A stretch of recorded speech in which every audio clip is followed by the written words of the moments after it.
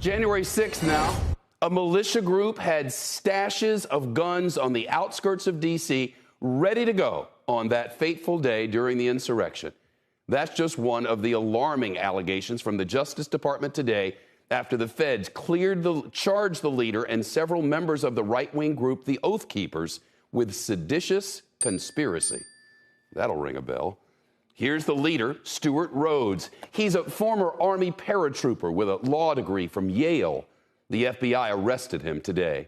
Federal investigators say the Oath Keepers had what they called quick reaction force teams stationed just outside the Capitol and the nation's capital on January 6th. Their job?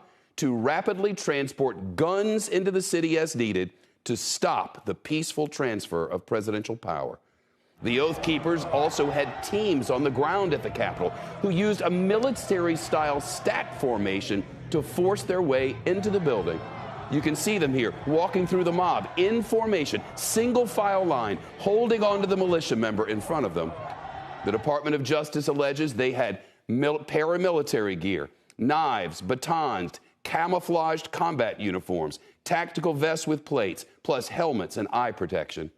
In an interview with the New York Times over the summer, that very man, Rhodes, claimed he and some of the Oath Keepers had gone off their mission, and there were zero instructions from him or the group's leadership to enter the Capitol building. The government reports it has some evidence to the contrary. NBC News Justice correspondent Pete Williams with us now. What else are the feds revealing here, Pete? Well, a lot of what what you've just described was in the original Oath Keepers indictment, reincorporated today, and what they add now is a lot more than we didn't see before. From encrypted app communications chats that Stuart Rhodes had sent to his leadership team.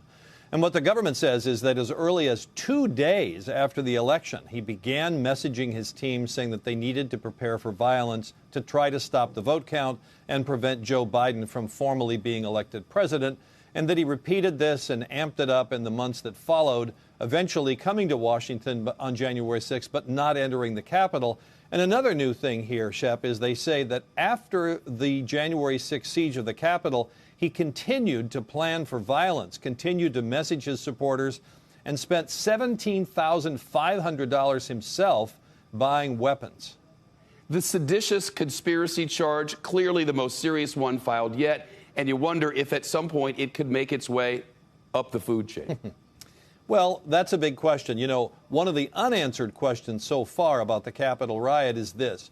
Did somebody have a plan, well thought out, before they got to Washington to actually storm the Capitol? Now, we saw little hints of it today in this indictment, where Stuart Rhodes is messaging support for how the Serbians stormed Parliament in 2000 to try to upset the election of Milosevic. He reminded his leadership team on the day of the riot that our forefathers, the founders, stormed the governor's mansion in Massachusetts during the revolution. But you don't see explicit planning. So, I mean, that's one of the things that we're going to have to see as we move through, as these cases move through the courts, and as these trials begin in the coming months, Shep. Pete Williams, thank you. Shepard Smith here. Thanks for watching CNBC on YouTube.